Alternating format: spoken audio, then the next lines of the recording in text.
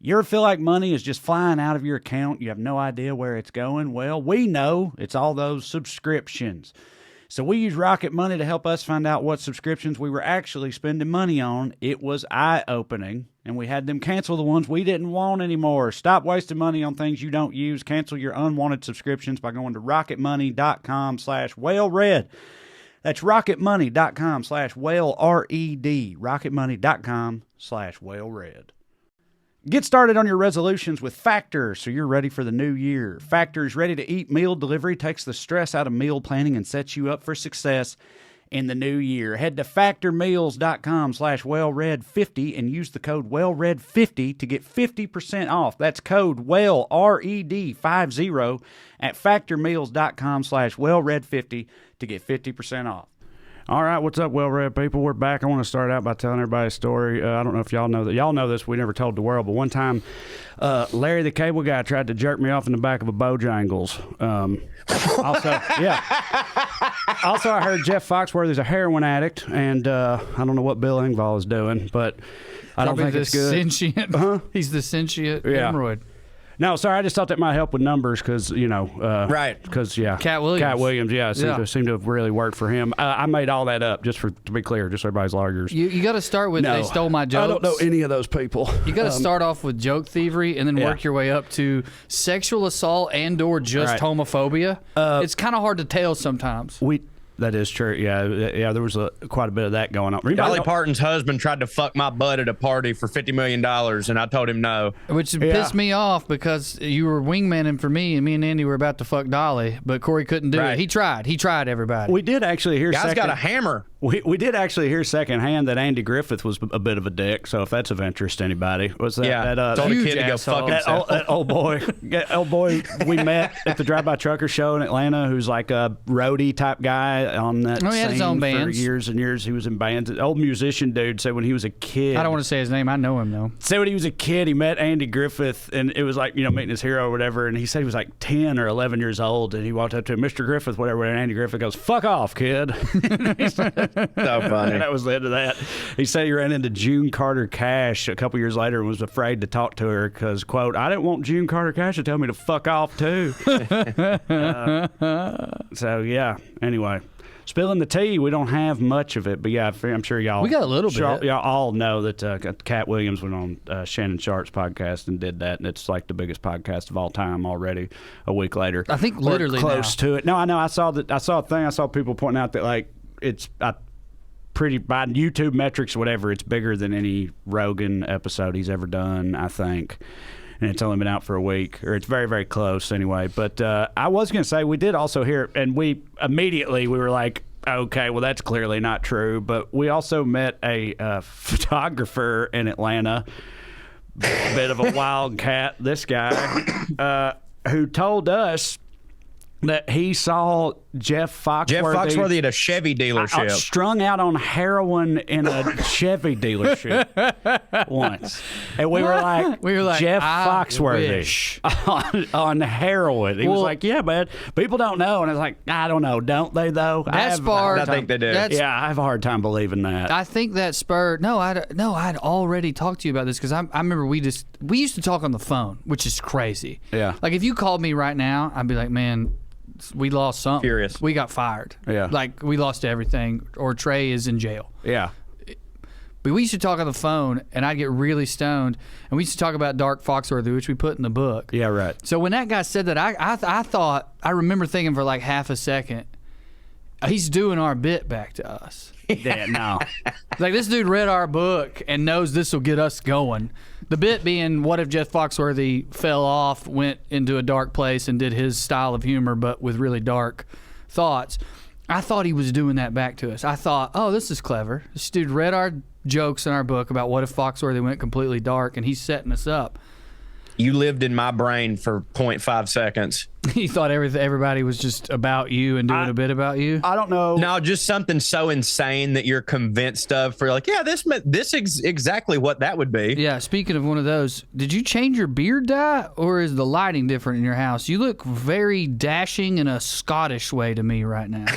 No beard dye, so it's just lighting. I moved my camera. I moved everything back, so I've got more backlight, so I'm more pronounced. So yeah, That is a pronounced beard.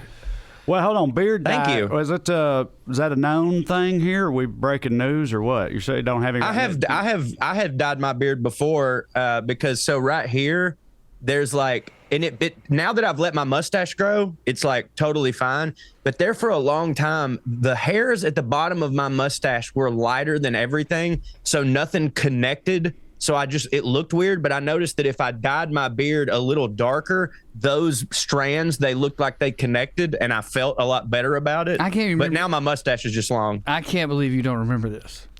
He kinda told do. us all of that and that explanation, which was fine, and then it came up, and he had forgotten that he told us that, and then told you he didn't do it, and you got so mad. Yeah, I totally forgot about that. But yeah. Then you were like, "Oh, okay, yeah, all right." And I was like, "It's fine, dude. It's not, I don't dye my beard." We were like, "Okay."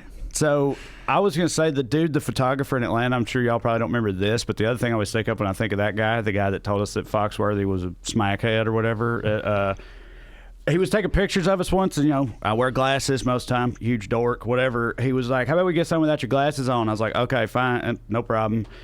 And I took them off. We're just out in this, like, we were in front of that old warehouse. Yeah, that got turned they call it the farm, farm. the goat farm, Yeah. right? The goat farm. Which, by the way, is that like a joke, like a play on words? Because they turned this old warehouse in Atlanta, in like a rundown factory, into like an artist collective place.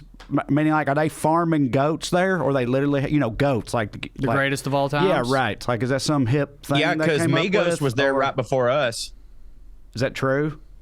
I remember him saying that, but he also then said that Jeff Right. Foxworthy was Yes. smacked out of his mind. So I don't know. Right, yeah, exactly. But anyway, what he also said was he was like, What's funny is I totally believed the Migos thing until right now. Yeah, right. I was like, Yeah, man, no, me too. I can't believe that idiot who made up that story about Jeff Foxworthy was the photographer for the Migos. for Migos. Yeah, right. Yeah. Well, we're at that goat farm thing, so it makes a good backdrop. We're out in like the parking lot of it taking pictures. He asked me to take my glasses off, and I pulled them off like this, and there's this like cinder block or like parking.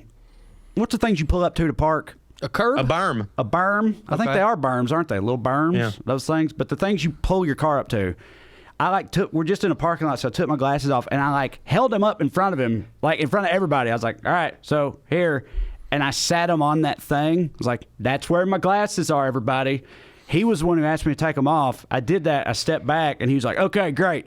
And he picks his camera up, and he like cocks his leg up like this, like to take a cool stance to take the picture. And when he does, he kicks my glasses off the berm into the parking lot. Like he just like slammed his boot on them immediately after asking me to take them off and watching me put them there. Like it seemed like it was on purpose. I bet he didn't treat the Migos like that. No way. Hell no. He didn't mean to do it. It was just like he was just something else. Engulfed that in guy. his work?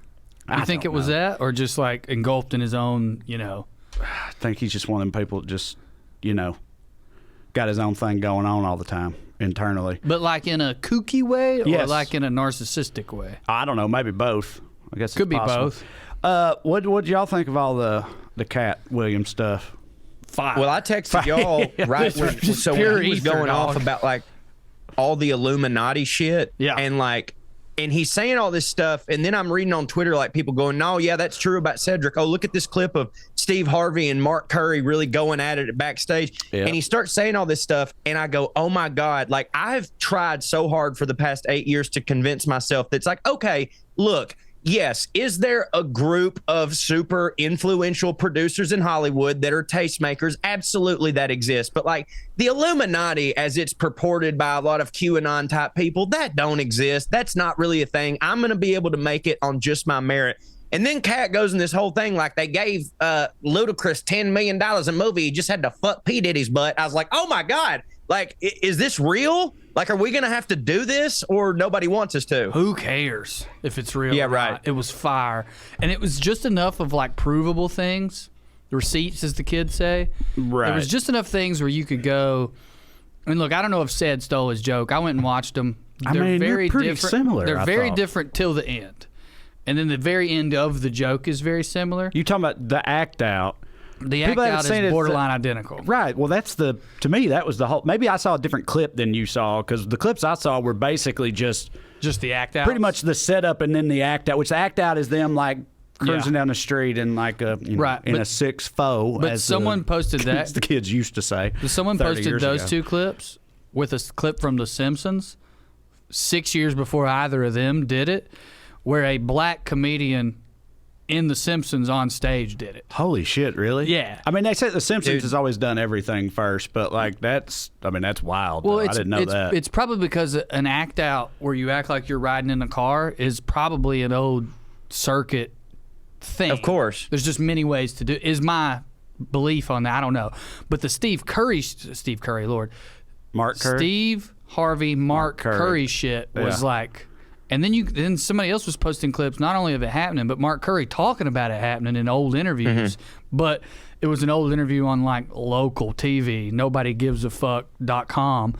That made me like, okay, there's enough of this stuff that's true or somewhat true that it kind of makes all of it feel more true or feel like it's worth talking about. I don't Why think, would he lie? Well, I don't think but- Ludacris butt fucked Puff Daddy, but I Yeah, think right. somebody told Katt that, and Katt believes right. it. But to be fair, as a lot of other people point out, we talked about, you're like, why would he lie? Like, he did also say that He ran the he 40. reads 8 books a day. He runs a 4.1 40-yard dash, which Yeah. would be the If you which would give be him the shorts- fastest, which would be the fastest in NFL history by a lot. By the way, I mean a fraction of a second, but when you're talking about it's, I thought it was 4.13. I thought that he said or that No, that's the record. I thought it was 4.2 or 4. Like I thought, wasn't it Chris Johnson? Maybe later Tyreek Hill. I don't know. Deion's was a 4.2 something. Yeah, I thought 4.2 something was whatever. I thought Either there was way, a 4.13. it would make him like the fastest person that ever lived in 40 yards increments. I have no idea how fast Usain Bolt can run a 40-yard dash, but it's probably pretty goddamn quick. But anyway,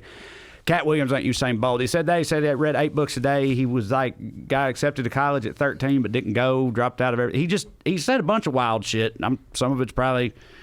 I know he don't run. He also said he's 92-6 in one-on-one games against 20-year-olds. Like he says he plays one-on-one basketball against like 20-year-old dudes every day, and he's 92-6 against them or whatever. So I mean, like Something that He might specific. play with shitty people. It's hard to deny something that specific, Trey. I mean, to me, it's like the numbers make it more believable. yeah, I guess that's a good point. If it was like 20-year-old me that he was playing in Right. one-on-one, that you could definitely believe that he pulled that off. He played 6 black people. Yeah, 92 me's.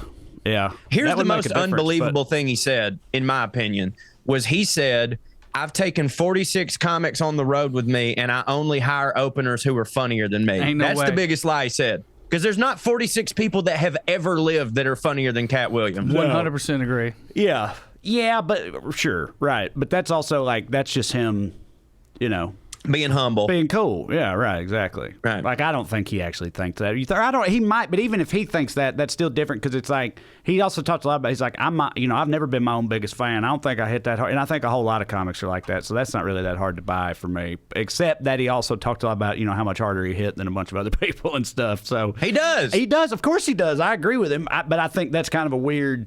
He says It's a wild weird shit. dichotomy to have going on, a dynamic Right. to have going on internally at the same time as being like, I don't think I'm all that great. I only thought I was funny starting 10 years ago or whatever. / all these other people are far inferior to me because I hit so much Well, harder. than dude, them. I But mean, he only I feel said it I've about got a bit specific of that in people. me where, like, I don't hit for myself, but then there's some other people I'm like, well, I damn sure know I hit harder than that motherfucker, though. And he didn't say that about everybody, too. I mean, if you go back and No, I run the know. He tape, he gave DL his props. He gave Bernie his props. Like, there Gary were Owen, Owen. which is cool. I say, dude, it's got to hit so hard to be. For people that don't know, Gary Owen is a white comedian who's like been on the black circuit for years and is like accepted by a black audience. His audience is primarily black, and he's a white dude comic. And it's like he's never had mainstream success, but it's like, is that does that It's balance- better. Is that better even like hitting? Because I mean, But he's being definitely a millionaire. being that like Corey put, You being get to go to being so every many cooler black- parties. Right. Being every black guy's favorite white comic or whatever is, it's worth a lot of pilot gigs or whatever that he's not getting instead. It's pretty sweet. I think though. But you're right. Katt didn't go after everybody. It upsets me that they don't put Gary Owen in more black movies though, as the token. They ought. Maybe he's too cool to be the token white guy. You know what I mean? Like, right. Like he can't. You know what I'm saying? What? I know what you're saying. I don't believe that about him. Dude, he gonna turn down maybe playing a dork and no, Friday? No. I don't mean like he is too cool for that. I mean like I don't know how his acting range is. I'm saying you can't pull it off. He's not. He's not a dorky white guy. Is what I'm. When I said too cool, I meant like he's too. Yeah, I got it. He got too much flavor. Yeah. You know? Like, so, I got it now. Like like I could do that. But They should call me. I could totally do saying, that, but I'll stumble over some books. All I was saying to piggyback off Corey was he didn't go after everybody. I agree with Corey. Like that dichotomy to me is not that wild. To be like, yeah, I don't hit that hard, but fuck Steve Harvey, who hasn't done comedy in 15 years, who shit on Bernie. He couldn't see me in a dream, because I too feel that way about numerous people. It's just that there's other people where I'm like, nah, I could not see them in a dream. You know what I mean? Right. Yeah. Yeah. I mean, I'm not saying any of it wasn't true. I'm just saying he just said a whole bunch of wild shit. I also read something recently. I'm not trying to change topics at all, but it was about like the adolescence of men in America, like part of what's going on, why men are so fucked up and turning back to old ways, and they want a woman to was stay. About the absence of male spaces? Did that come up? Probably. Because I've been wanting to bring that up on here, but not right now. So we'll save that for later. But it was talking about this dichotomy of having absolutely no actual confidence, but being completely full of bravado that you do believe, this paradox. So like I think that's just like a thing with men sometimes. Do you know what I mean? Like I hate myself. I'm very insecure, but also I'm better than you. I don't know why I'm acting like I'm so surprised by it. I mean, I also have, like, I'm pretty confident in myself while also, pretty strongly hating myself too at the same time. And I've kind of always been that way as long as I can remember. But yeah, I don't know. Shit was wild. What was your favorite part? Well, I'm about halfway through part 2. The whole thing's like 3 hours total, so I'm about 2 hours and 15 minutes in or something like that. So I'm blown away you were able to walk away from it. Well, I typically listen to podcasts and stuff while I'm in the kitchen chopping it up, literally. What? Speaking of chopping when it I'm up, cooking in the kitchen, I'll be listening to podcasts. Whenever I'm done, I pause it, come back to it later. I was saying, speaking of chopping it up, I was trying to throw to something. It doesn't matter. No, we're not doing that. Okay. We're going to have to plug those in because we got a little bit of a time issue. But my favorite part was watching Shannon Sharpe be very uncomfortable a lot. Yeah, Shannon's reactions were great. It was like, "Oh, come on, Katt!" Like when he would say some truly wild stuff. At one point, he kind of stopped. He's like, "I ain't gonna be able to get nobody. I ain't gonna." He's like, "I ain't gonna be able to get no more comedians." I bet it's this. the opposite. Oh, for sure, and that's what Katt said. That's what Katt told him. He's like, "You're gonna have everybody now," and I agree. I think it's the opposite. I'm hoping. I'm looking forward to responses. The only one Ludacris responded. Cedric wrote some comments on Instagram, and that was it. But I want to see. Not Ricky Smiley. Oh shit! He went in on Ricky Smiley. God damn. yeah, Ricky Smiley really don't went for him. Mike Epps responded, and it was pretty. I thought it was the best one I'd seen in terms of if I were a PR person giving out grades. What did he say about Mike Epps? I thought when he talked about the cast of Next Friday and stuff, I remember him talking about how they all hit and everything. Yeah, he didn't say anything shitty about him, but he was talking about Epps is one of the people who has backed up Smiley, apparently, in terms of what Smiley claimed. Oh, okay. And apparently, what was that quote that Katt said when Shannon said talking about Katt was going in on people and Shannon was talking about these people being his friends, and Katt goes, Shannon, you never struck me as someone who would hang out with people that don't hit, or something like that. I think that was it. So goddamn funny. I think that was it. That's what he said. Yeah, he also would tell Shannon sometimes, he's like, that's why you're supposed to call these people on this stuff. And Shannon's like, I don't know. How the fuck am I supposed to know they're making any of it up? He said, I was wondering that exact thing. And when he was on your couch last week and you didn't ask him. Right. Katt was a little disrespectful to Shannon in a couple ways because Shannon's whole thing is he researches these people, but he doesn't have any of this fucking backstory. He don't know to ask Cedric, hey, by the way, off topic, did you steal something from Katt Williams? You know what I'm saying? No, he asked Cedric about stealing from him because that's been a topic of conversation in black comedy for a long time. And that's how that's why Katt decided to come on the show, is he hated Cedric's answer. That's actually the genesis of it, is he said, you have been accused by people, I'm not saying you did it, of stealing this bit from Katt Williams. And Cedric's response was something like, they don't line up. Like, if you actually look at it, it's not the same joke. And then Katt was like, whole point was, we discussed it. He apologized to me for doing it. So how, I let it go because he apologized, but now he's going to say it didn't happen. Yeah. Shit's wild. Go Raiders! Yeah. Well, yeah. I wonder if any of our fans know or care anything about Katt Williams on Black Twitter. I was going to. I felt like everybody, but I guess you're right. We are comedians, but yeah, I thought that like everybody was. I think it kind of crossed over. Was talking about this shit. That's why I thought because my friends have been calling me, asking me about all this shit. Like so it's crossed over into non-comedian world. I'm pumped about the copycats. Every great comedian has copycats. When I started in New York, when I first moved to New York, Louis was huge. I had to hear a bunch of fucking rich 25-year-olds talk about how suicidal they were because, like, Louis had been, you know what I mean? There's always... He's setting a trend. People are going to start shit talking to each other, especially when you see the numbers. It down. Well, I started this episode by doing that. As a bit. I'm saying people are actually going to Yeah, you're probably right. I don't want no part of none of that, but well, don't worry, we don't hit hard enough. Yeah, you're right. It's true. Yeah, we get to act. This will great. Let them burn everybody to the ground, and then we'll move up a notch. Yeah, that would not hit. I don't know. I don't think it's going to burn people to the ground. If you think Ced can't sell tickets right now, you're very wrong. There are people clamoring to hear him respond live. Do you see what Roy said about it? Pretty typical classy Roy, I thought. Yeah. He was like, when the uncles are getting into it at the barbecue, the nephews should just stay out of it. Yep.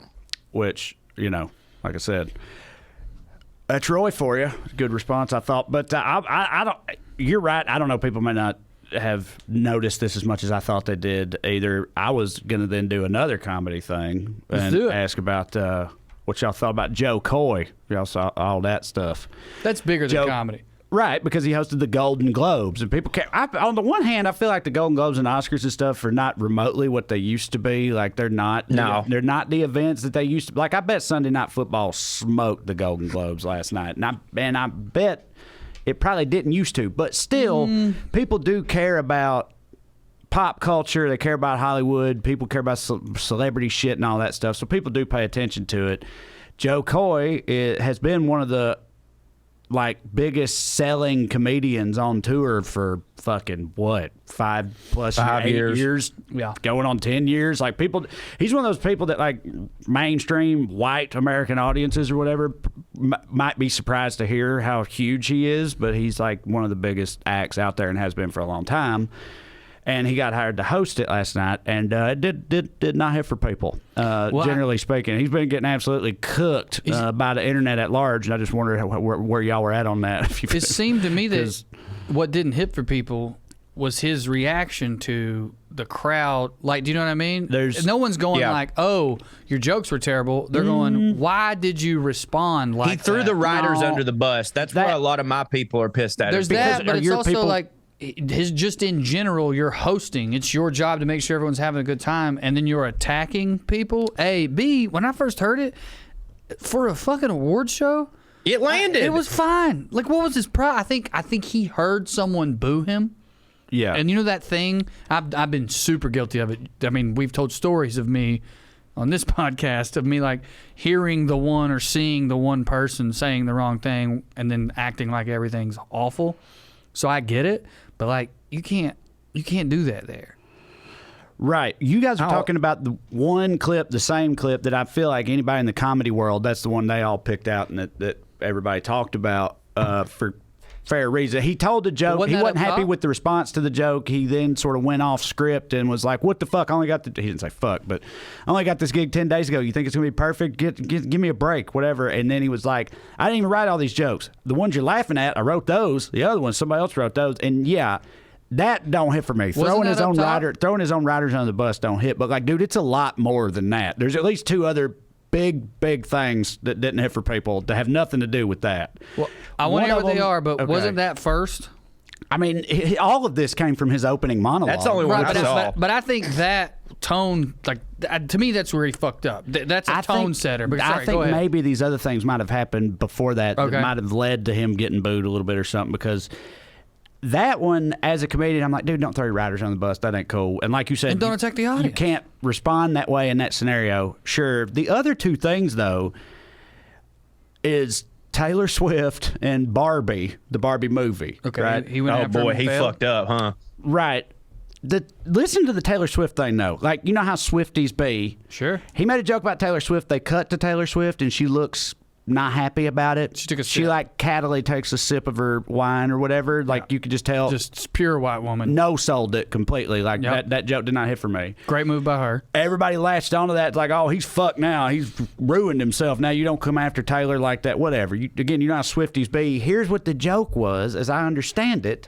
He said something about, like, they were on, and Sunday Night Football was on too, and he's like, the only difference between us and the NFL is we have fewer reaction shots of Taylor Swift. That was the joke. The target of that joke is the NFL, right? It's making fun of the NFL for focusing on Taylor Swift during a football game. It don't even really have nothing to do with her, in my opinion. It doesn't. Like, but you know, To me, that's the problem. But he should have went he after said her. a joke with her in it, and it didn't hit for her, and so now people are like, whatever. That's why he should have Team went after Taylor her. coming out of the fold. And then the Barbie thing, he said something about. He made a joke about it's a movie about a doll with big titties or whatever, big boobs or something like that. He he reduced this landmark feminist achievement in cinema to a movie about it. I mean, that's what people were saying. That's Literally corporate sponsored feminist achievement. Right. That's what people were. So those were like, those two things had people, and everybody was just, on Twitter and shit, what I saw, it was universally negative pretty much. But it was mostly those things and then the thing we were talking about. But the Taylor Swift thing, obviously Swift fans would have hated him if he made fun of Taylor no matter what, but that's never going to be his target audience. Right. Yeah, Imagine Gervais made a Taylor Swift joke and the joke was good back when he used to, do those things. He would have got attacked online, but it would have absolutely raised his profile. Right. You know what I mean? The problem is he didn't go after her and it wasn't that funny. Right.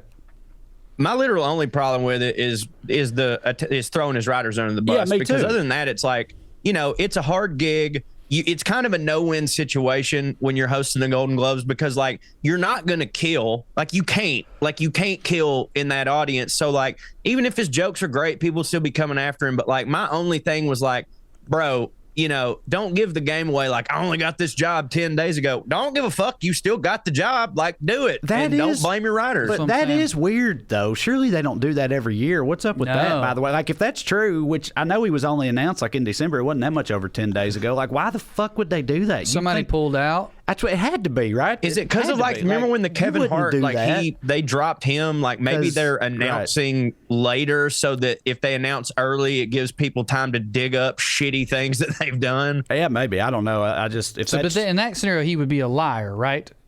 Right. Yeah. Okay. But, I mean, what? Like, he knew about it, but it didn't get announced. You said you can't kill in that room. You brought up Ricky Gervais. Ricky Gervais went hard after the people in the room, and he didn't kill in the room. You can go back and watch all the. He killed for us at home. I'm about to say, people in the room were like not digging it really. That's why it hit so hard. But he became legendary outside of that room because everybody else like respected the shit out of it, and they're like, this guy hits. So I think you're right that is because I was going to ask like what y'all like put yourself in his shoes, like if you had that job or whatever, I would either go hard. I personally would have just Taylor, done the jokes, or I wouldn't have touched Taylor. You got like to me, it's like Trump. You got to not touch it, or you got to fucking go at it. Right. You know what I mean? 100%. Or I guess he could have reversed it and done some super positive Taylor Swift joke, like making fun of her haters, and that would have worked. But that would have had to been very funny. But like you said, though, his joke was about the NFL. Right. It wasn't even about Taylor. It's just that, like, what we have to understand here is that Swifties have a personality disorder. Yes. And their brains don't work. Yes. If they're over the age of 30, that's 100% true. Yeah. I don't know about y'all, but I don't really do resolutions, but I try to just have goals for myself. One of my goals this year is to eat better. And for me, Factor really helps with that. It takes all the guesswork out of eating something that's good for you and tastes good at the same time. I do it at lunch every day right before we recorded today. I have me some creamy chicken and spinach mushroom deal from Factor. Sorry, that's not exactly the name, but it sure as hell is good. We've become devotees in my house. We love this stuff. So get started on your resolutions with Factor so you're ready for the new year. Factor's ready-to-eat meal delivery takes the stress out of meal planning and sets you up for success in the new year. Skip the grocery stores, prep work, and cooking fatigue. Instead, get chef-crafted, dietitian-approved meals delivered right to your door. With over 35 meals to choose from per week, including options like keto, calorie smart, vegan, and veggie, and more, plus over 55 weekly add-ons, you'll have a ton of nutritious and flavorful options to kickstart your resolutions. Forget the frantic lunch prep and rush dinners. Factor's 2-minute meals are your secret weapon this year. Fuel up fast with restaurant-quality meals, all delivered right to your door. Factor now offers loads of snack options like breakfast, smoothies, juices, snacks, and more to keep you going no matter what's on your schedule. So skip the overpriced takeout trap. Factor is cheaper and more delicious than takeout is. Need a special occasion meal? Gourmet Plus is the perfect solution if you're looking for fast, upscale options done easily. When things get hectic, Factor is flexible. You can change your order up every week with plans from 4 to 18 meals a week, or you can pause and reschedule your deliveries anytime. Not only does Factor offer fast, simple solutions when you're too busy to cook, they also help you stay on top of your goals. With offerings like Protein Plus and Keto, you can stay on track, and that's going to come in handy for all your goals in 2024. So like I said, I'm a big fan of this stuff. I like all of them. I haven't had one yet that don't hit for me. I like to switch the meat up. They got beef, chicken, pork, you name it if you're a veggie person. They got those too. They got everything you can want. Plus they got smoothies and whatnot that also hit. Everything they got hits, and it's easy, and it makes your life better and simpler at the same time. So what more do you need to hear? Head to factormeals.com/WellRED50 and use the code WellRED50 to get 50% off. That's code WellRED50 at factormeals.com/WellRED50 to get 50% off. Y'all know how many subscriptions you got? Does anybody? Can you even? In this day and age we all live in, that's how they get you.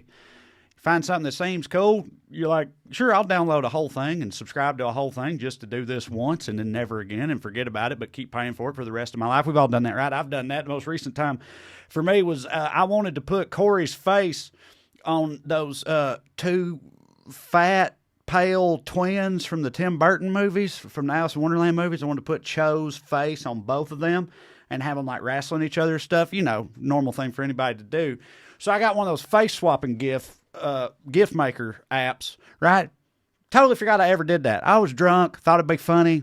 Next thing I know, it's $50 out of my pocket every damn year for something that I haven't used since, but for that one time. Don't get me wrong, I love swapping faces, but I haven't needed it since. Totally forgot it was even a thing, and I never would have found out again if not for Rocket Money. That's why Rocket Money is so great, y'all. Rocket Money is a personal finance app that finds and cancels your unwanted subscriptions, monitors your spending, and helps lower your bills.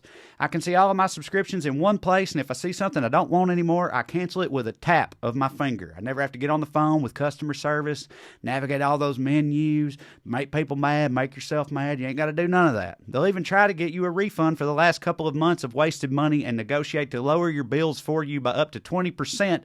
All you got to do is take a picture of your bill, and Rocket Money takes care of the rest. Rocket Money has over 5 million users and has helped save its members an average of $720 a year with over $500 million in canceled subscriptions.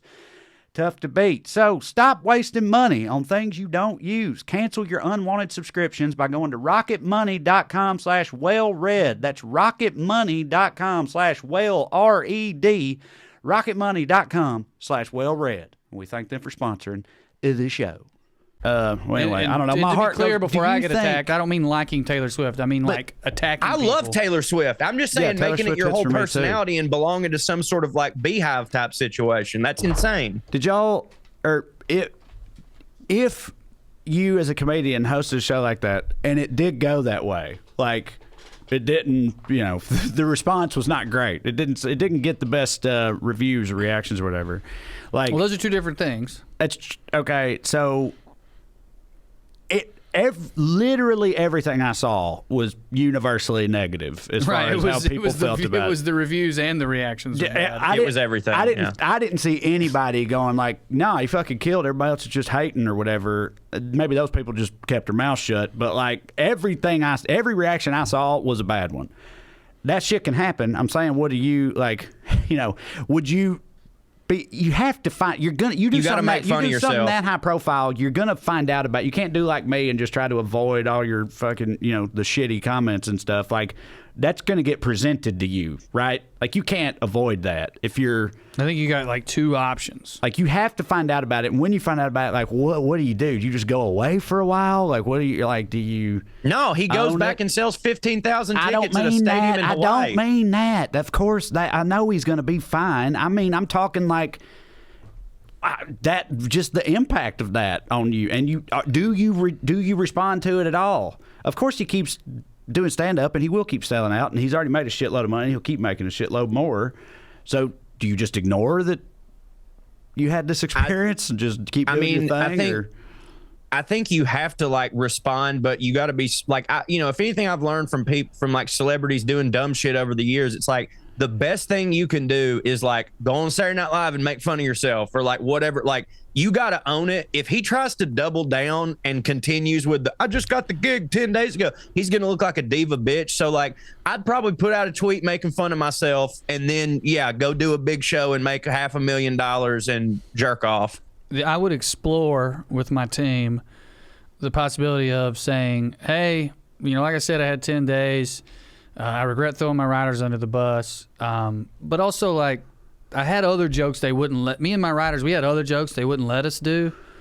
So I just want everybody to hear the jokes they rejected. Yeah. And then I would fucking flame everybody in that room with actual really good jokes that I spend 3 weeks or two. That's a good idea. And That's a great idea. and that it was like almost like, when was I supposed to do?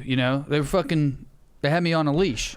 Yeah. But the fact that he responded so poorly live, I think makes that harder. I mean, I think it would have been way better for him to eat the bomb than attack the crowd. You guys said threw his riders under the bus. I agree. That's top of the list. But to me, number two was attacking that crowd live. This isn't a comedy club where you're having a bad day, burn it down so you'll feel better about yourself in the hotel room later, which, by the way, never works. You never feel better because you attack the crowd. But did you see what I'm saying, though? Like, he looked like...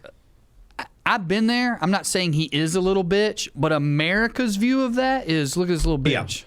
So on that note, I find it wild sometimes that comics at like the top of the game can have that kind of reaction in a moment like that. Because to me, you would just assume that. I have a theory as to why. Okay, good. Because I'd love to. Because here's what happened with me. I feel like this happens to most comics. Maybe not. Maybe some people just aren't wired this way to begin with. But like early on, I had a couple heckler experiences, whatever, shitty bar shows, something goes south, and I lost my fucking mind, right? I know Corey's done it. He got banned from the city of Myrtle Beach for doing it, right? But like whole city.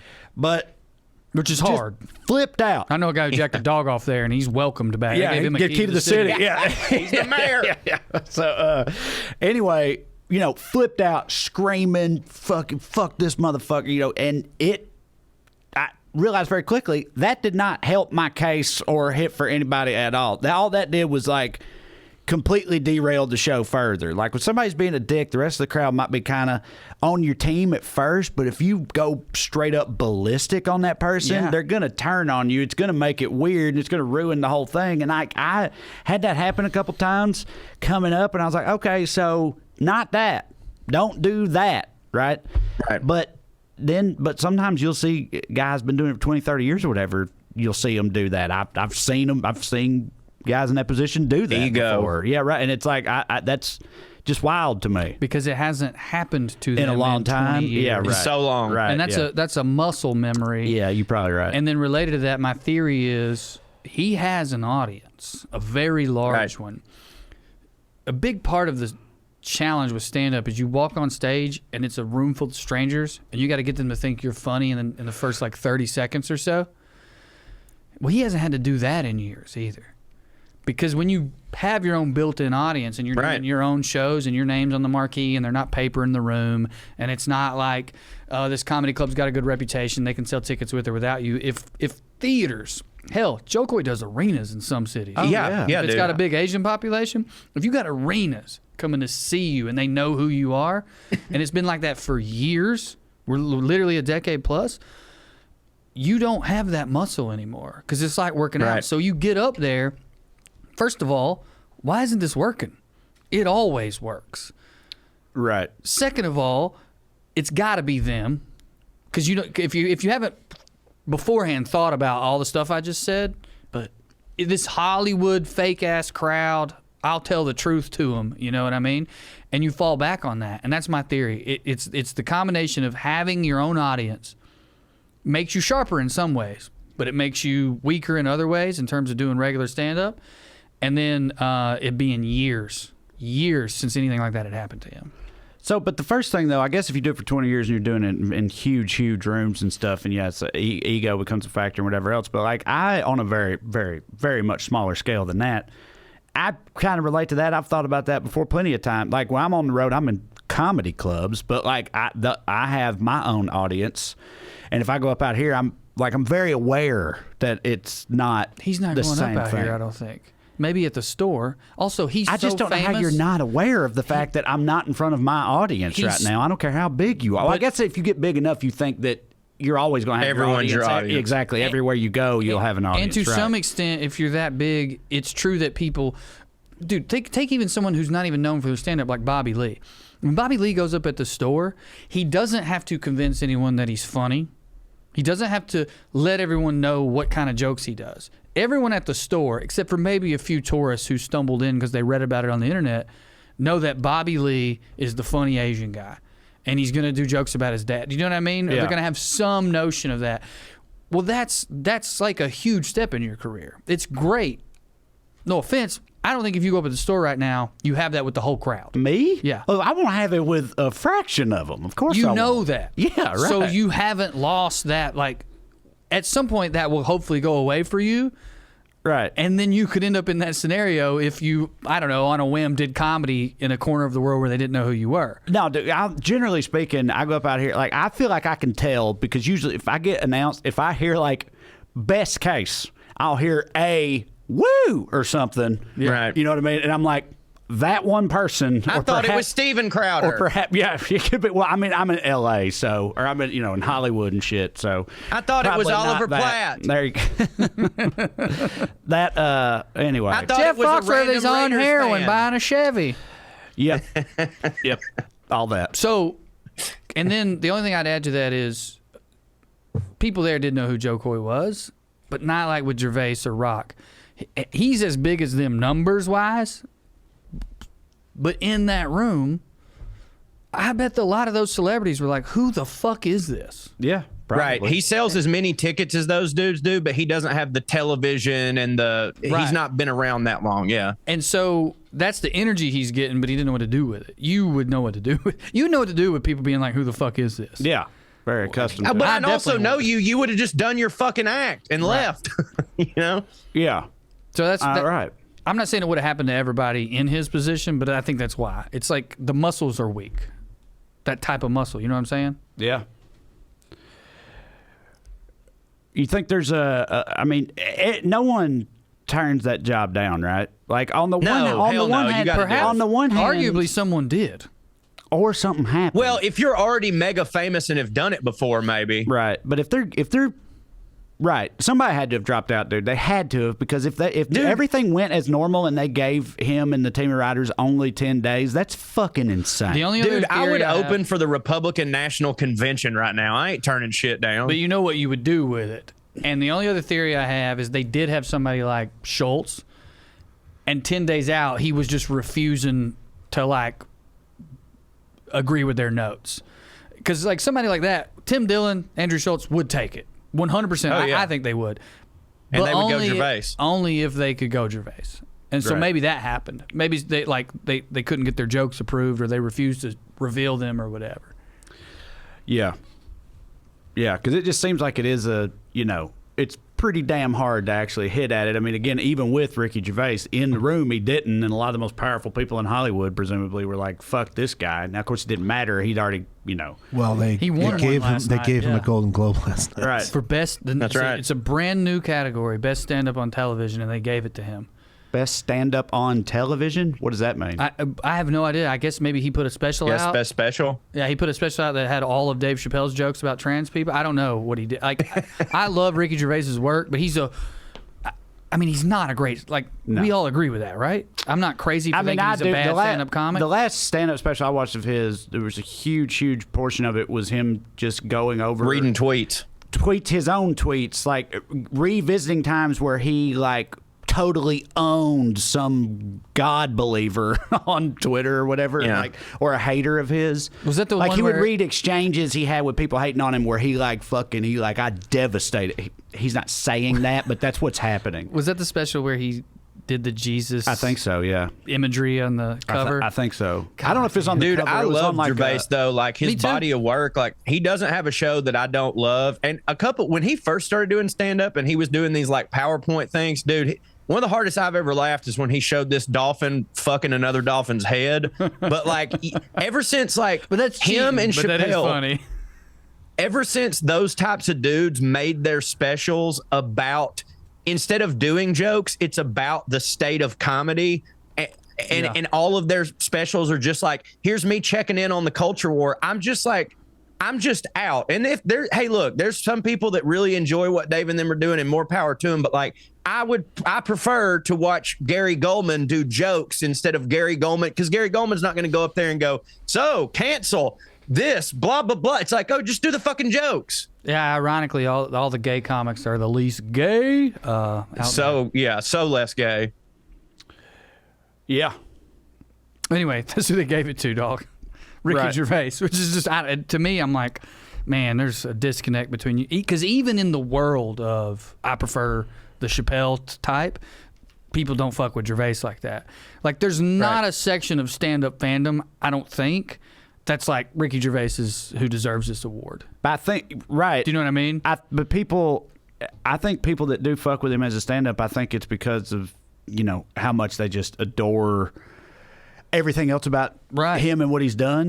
Do you know what I mean? Like the people that come to the shows, but also I've heard other famous people talk about like going to one of his shows or wanting to go to one of his stand-up shows, and stuff. And it's because, the dude's Brilliant. like, yeah, brilliant. And people Undeniable. know I'd go it see and him. just respect it. Right. Yeah, exactly. It's just like, to me, it's like LeBron James won a coaching award.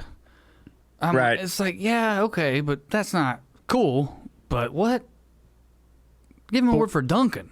He dunks. If LeBron was coaching, though, But he's not. I know, but Ricky does stand up. Okay, Motherfucker talking about PowerPoint. I haven't seen. I could show a video There's of dolphin, no way it of was the dolphin best, rape. though. There's no way what he did was the best stand-up of the year. You know what I mean? Yeah. Who else was nominated? Do y'all know? Was Shane Gillis nominated? No, I don't Really? think so. Chappelle was. What the hell? To my point, I'm not just No, trying it to was be. it was Chris Rock, Sarah Silverman, Wanda Sykes. That Gaffigan presenting, who put out a special this year, was not nominated. Hilarious. He made a joke about that. Yeah, I saw. Yeah, his was he did dark. killed. He did Dark Gaffigan. That was his special this year. Was him doing darker material, by the way. Yeah, he started out dark and switched when he started having Yep. kids. I haven't watched it yet. I want to. I just want to say, to defend myself a little bit, because I am a huge fan of Gervais, but I really don't think he's ever done stand-up. It's always been more one-man showy. Even Corey's reference, my mom could show two dolphins fucking and get a laugh. At this point, though, just in terms of That's time, true. because I know when he first started doing stand-up after having already become a star because of The Office and everything, Yeah. right? And he had some movies and stuff, and then he started doing stand-up at a very high level because of that, and he was brand new. And in that, every comedian has seen, and if you like comedy at all, if you haven't seen, I recommend that old HBO special, Talking Funny, which he hosted. Him and Louis, Chris Rock, and Seinfeld, right? And he's like the host, and it's Louis, Chris Rock, and Seinfeld. And this is years ago, so he's still at this point. He's like, I don't know, 2 years into stand up, and he's with these three guys. And in my opinion, you can tell, right? Like, Yeah, he got worked. and right, he said a bunch of stuff that the rest of them were like, dude, that's way off base. Like in talking about stand up. So anyway. But that was fucking 10 plus years ago. Yeah, and point to me the time period where him being off base changed when it comes to stand-up. I'm just saying at this point, even given where he started at, which does change things, at this point he's had to have been doing it for like 15 years or something, which is longer than I've been doing. It's not longer. I've been doing it for going on 14. Cho's been doing it for 25 because he started at 12. All I'm saying is I've watched a lot of it, and it feels a lot more like Nanette than it does what Patrice used to do. And I think it's okay for us to acknowledge that those are slightly different forms of art. Somebody, the one-man show. Somebody made a great.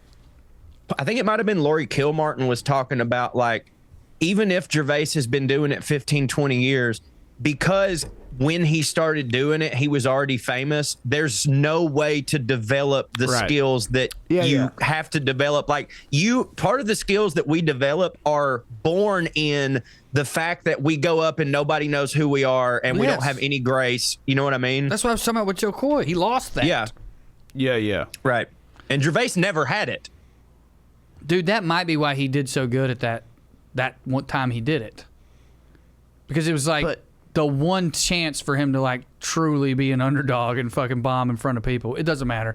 I fucking love Ricky Gervais. I think that he's awesome. Derek is probably my favorite show of all time. After Death is incredible, genuinely incredible. He's every show he's ever done rules. Yeah. So I want to put that out there, but I cannot believe he won that award. The other nominees, were Trevor Noah and Amy Schumer. Chris Rock. Okay, well, give it to him. Yeah. I mean, it couldn't have been a more lame section of... Now I don't give a shit. It's hard to... It's not even mainstream. Like, no, what is that? It feels like people that don't... First of all, some of those people you named are fucking... They're all great, legends. and I'm a fan of it, but they're not like the... It ain't the zeitgeist of comedy right now, right? That's what I'm trying to say. Right. Well, it seems like out of touch. It seems like they're not really actually keeping up with what stand up is right now. But what is it the zeitgeist of? Because I bet if you go look at their numbers, these old people that make up this academy. It's not the academy that does the Golden Globe. Whoever the fuck it is that does the Golden Globe. Hollywood Foreign They're Press. the comedians that are also in it's foreigners. Well, there you go. Hollywood Foreign Press. They're not like. They ain't got their finger on the pulse of the stand-up world at all. Right. They're only nominating comedians who also do television and or else acting and stuff. They wouldn't have a fucking clue who they are otherwise. A lot of those people probably don't even know who Shane is, I bet. That like the Hollywood Foreign Press people, you know.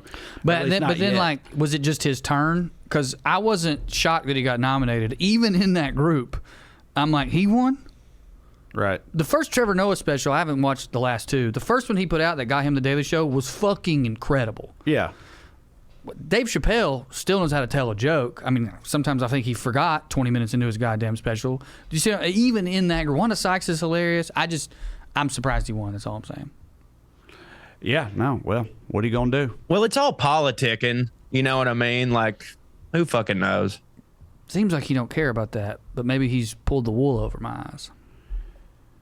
I don't know, mate. I did real quick. I played for my sons 2 stand-up bits, first ones ever. By the way, okay. I know that I'm a comedian, but I haven't. Obviously, I hope they never see my shit. But genuinely, just so fucking on the edge of my I want to savor this. I know we got to get out of here, but I want to predict what it might be. It's Chris Rock. No, it's not. I knew it wasn't gonna be Chris Rock. They're 11 and 12 because they're too young. Yeah. Oh, Foxworthy.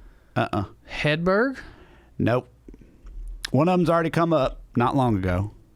The guy, Jim Gaffigan, Hot Pockets. Yep. Because Hot Pockets. That's what I would have said. Because Benton was eating a Hot Pocket, and I was like, if I had to say, I told him before, I was like, because he don't know this, I was like, so they used to have Hot Pocket commercials, right? Yeah. And the jingle was Hot Pocket, right? Like I like told him that, and I was like, just like I was just telling him something. I was like, hey, by the way, watch this. And then the second one was Brian Regan's school bit. Yeah. You know, my God, the spelling bee? Yeah, right. I was going to say Regan. Right. Moosin! And Meese! I was going to say Regan, but I was going to say the baseball one. I got to say that at least from those two, the Regan one got them cleared more for sure. Yeah, like they because if they're in school. Yeah. And Did they love it? It hit. Oh yeah, they loved that, and they laughed at the Gaffigan one too, but the Regan one kind of killed. So anyway, that's a Show big them, moment. Do you know the one I'm talking about where Regan talks about playing baseball? The Blues with a grape snow cone. Grape's my favorite. Cherry's my other favorite. Can you do that one for him and report back to me? Yeah. I definitely want to show him some more. They're trying to get probably not a whole hour. You think like a half hour. Also, maybe a Mitch Hedberg half hour. I know he talks about the spelling bee. Is that also the science fair one? The big yellow one is the sun. I thought so. Yeah, it is. Yeah. So funny. Yeah. Okay, Copernicus. All right. Well, God damn it, he rules. He's the best. But if you want to see someone who's nowhere near as good, you can come see me, TreyCrowder.com. I'll be on the road. I got Charlottesville, Virginia coming up. Bring you torches. And I'll be in Florida after that, and then a bunch of other places. So yeah, come see me, TreyCrowder.com. My next show outside of the LA area is in Denver. I'll be in Denver March 8th and 9th. I haven't even posted a link yet. Not sure I have one. But I'm around the Southern California area. Just follow me on Instagram if you want to know about those shows. Listen to our other podcast, Putting on Airs, also the weekly Skews and Gravy Baby, and go for my bonus things because I'm not touring. Go to bonuscorey.com, audio dramas, essays, stupid stuff. I forgot. Thank you all for listening to the WellRED Show. We'd love to stick around longer, but we got to go. Tune in next week if you got nothing to do. Thank you. God bless you. Good night and skew. Fart. Bye, Corey. Fart. Bye, Corey. Bye. They're the liberal rednecks. They like cornbread, but sex they care way too much, but don't give a fuck. They're the liberal rednecks that makes some people upset, but they got 3 big old dicks that you can suck.